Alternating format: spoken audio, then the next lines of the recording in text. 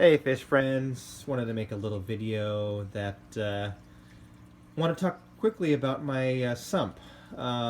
Just made an addition to this sump yesterday and wanted to share. This is a 20-gallon tall that I have underneath my Malawi tank, and this is one of the two filtration systems I have for this tank. I also run a large HOB on here.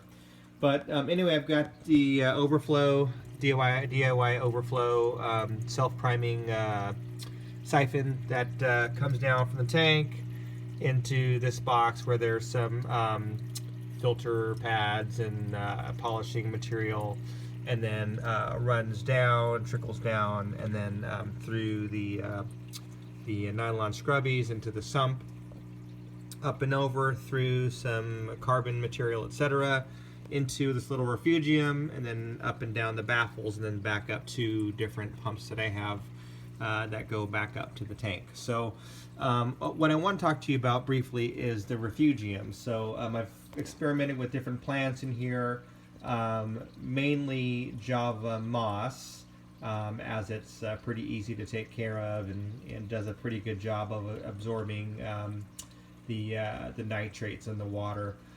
But yesterday I was at Home Depot and I was buying some supplies for my fish room downstairs, and I am expanding my fish room, so I had to get some more material for shelving, etc.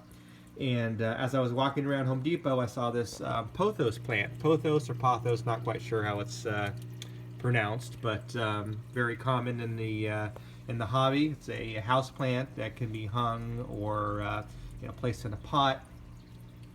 Fast-growing, large root structure. And so I took it home and took it out of the pot and rinsed all of the soil out of the roots, and then I replaced it with lava rock and gravel. So there's lava rock and gravel that replace the soil, so that's the material that the roots can adhere to and get their nutrients from as debris and nitrogen, etc., collects in there. And then what I did is I placed it on top of a flower pot, so it's not submerged. It is above the sump level. You can see I've got some Java moss in there.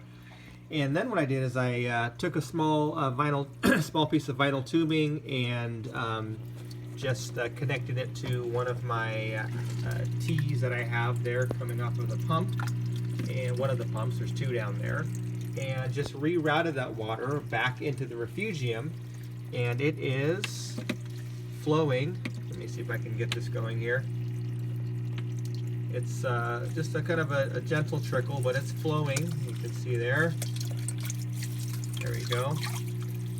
Back into the refugium, into the pot where the pothos is, and then going through the gravel and the lava rock back into the refugium, and then up and over the baffle, and then back out, or recycling as continues. So why am I doing this? I'm doing it because I wanted a plant in here that was able to absorb more of the nitrates, ammonia, etc., than the other plants that I had. I had a Dracaena in there, and it was very slow growing and wasn't doing so well. So I took that out and put this in. So obviously you have the qualities that you'd want in a refugium of absorbing the nutrients, or the waste actually.